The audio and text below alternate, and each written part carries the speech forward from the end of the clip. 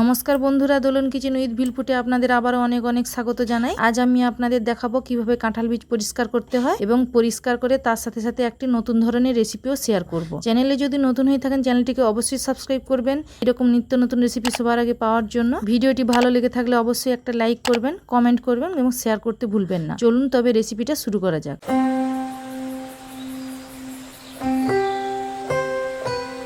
দেখুন বন্ধুরা, আমি এখানে কিছুটা কাঁঠাল নিয়ে নিয়েছি। এইভাবে কাঁঠালের ভেতর থেকে বীজটা বের করে নেব।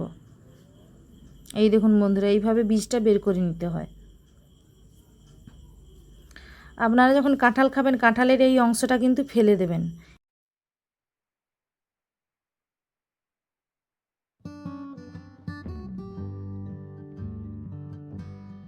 এইভাবে সব কাঁঠালের বীজগুলো আমি বের করে নেব। এই দেখুন বন্ধুরা, আমি এখানে এক বাটি বীজ নিয়ে নিয়েছি। এবারে কিভাবে আমি কাঁঠালের বীজটা পরিষ্কার করছি সেটা আপনারা দেখতে থাকুন। ভিডিওটি স্কিপ করবেন না, প্রথম থেকে শেষ পর্যন্ত দেখতে থাকুন কিভাবে আমি করছি। দেখুন বন্ধুরা, এইভাবে প্রথমে সাদা অংশটা খোসাটা ফেলে দিতে হয়। এইভাবে সাদা অংশটা, এই যে সাদা খোসা, এই খোসাটা আমরা ছাড়িয়ে দেব।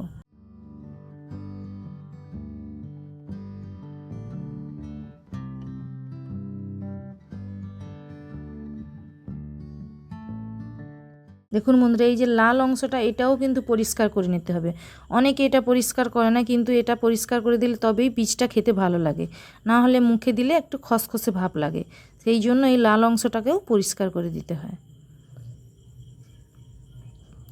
সব বীজগুলো এইভাবে আমি বঁটিতে দু অর্ধেক করে কেটে নিচ্ছি। এইভাবে সব বীজগুলো কেটে নেব। বন্ধুরা, কাঁঠাল বীজ এমন একটা জিনিস যে এটা পরিষ্কার করতে একটু সময় যায়, সেই জন্য খুব ধৈর্য সহকারে এভাবে এটাকে পরিষ্কার করে নেব আমরা।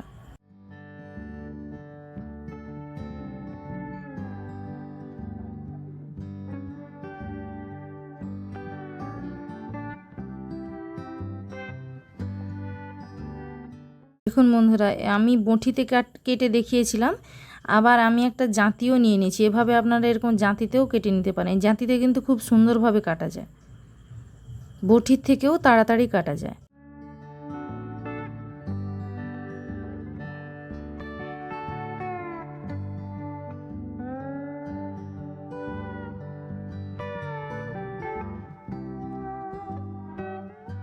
সাদা খোসাগুলো এমনিতেই ছেড়ে যাচ্ছে, এগুলোতে বেশি একটা সময় লাগে না। সময়টা এই লাল খোসাটা পরিষ্কার করার জন্যই সময় যায়। সেই জন্য যাতে বেশি সময় না লাগে, খুব তাড়াতাড়ি কিভাবে ছাড়ানো যায় সেটাই আপনাদের দেখাবো। দেখুন বন্ধুরা, এই সব বীজগুলো আমি এখানে কেটে নিয়েছি।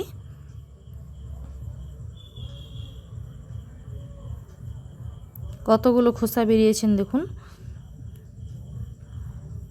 এখানে আমি কড়ায় গরম জল করে রেখেছিলাম, সেই জলটা এবার এখানে ঢেলে দিচ্ছি। জলটা খুব বেশি গরম হবে না, আঙুল ডোবানো যাবে সেই রকম গরম জল এখানে আমি দিয়ে দিয়েছি। এবারে দিয়ে দিচ্ছি এক ফালি পাতিলেবুর রস। আপনারা চাইলে ভিনিগারও দিতে পারেন।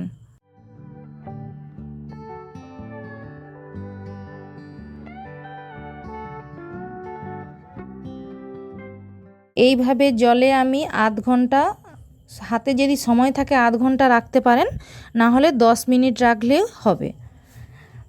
10 থেকে 15 মিনিট পর আমি হাত দিয়ে এইভাবে চটকে নেব।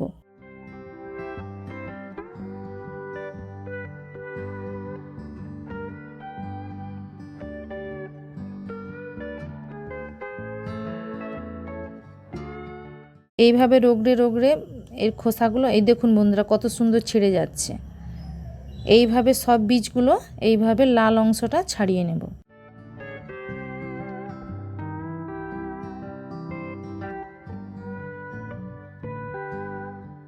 যদি একটু লেগে থাকে এইভাবে নখ দিয়ে একটু নখ দিয়ে এভাবে ছাড়িয়ে দিলেই একদম পরিষ্কার হয়ে যাবে।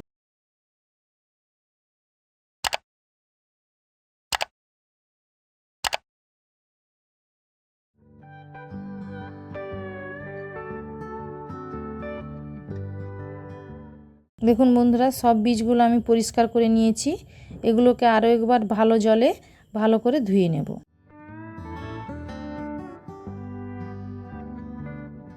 আরও একবার জলে দেওয়ার ফলে গায়ে যেটুকু লাল অংশ লেগেছিল সেটাও ছেড়ে যাচ্ছে। এইভাবে রগড়ে রগড়ে ভালো করে ধুয়ে নেব।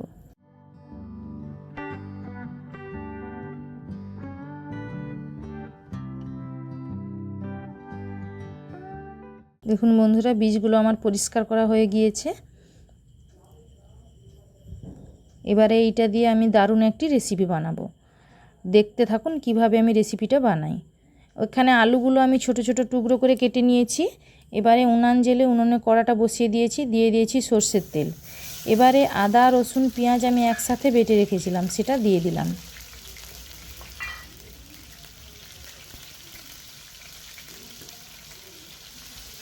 দিয়ে দিচ্ছি হলুদ গুঁড়ো,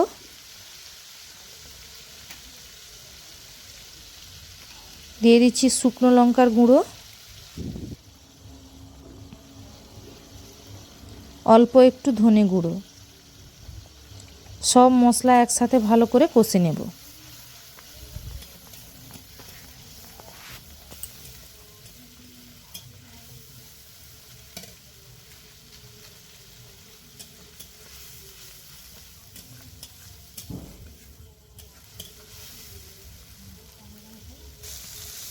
দেখুন বন্ধুরা, মশলাটা আমার কষানো হয়ে গিয়েছে।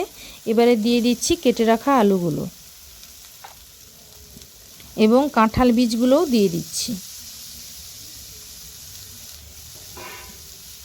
এবারে একসাথে ভালো করে সব কিছু কষে নেব। বেশ কিছুক্ষণ এইভাবে নাড়াচাড়া করতে থাকব। দেখুন বন্ধুরা, এবারে দিয়ে দিচ্ছি পরিমাণ মতো লবণ।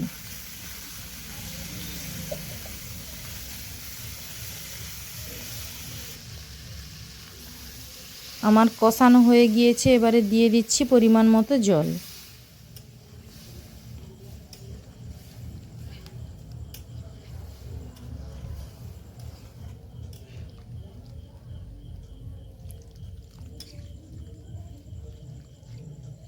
এবার একটা ঢাকনা দিয়ে দিচ্ছি। এবার তরকারিটা হতে থাক। দেখুন বন্ধুরা, রান্নাটা আমার হয়ে গিয়েছে। বেশি একটা আর বাকি নেই, ঝোলটা আমার মরে এসেছে। দেখুন বন্ধুরা, এইভাবে খুন্তি দিয়ে কেটে দেখবেন, যদি কাঁঠাল বীজটা কাটা হয়ে যায় তাহলে ভাববেন যে কাঁঠাল বীজটা সেদ্ধ হয়ে গিয়েছে। এবারে আমি অল্প একটু গুঁড়ো মশলা উপর থেকে ছড়িয়ে দিলাম।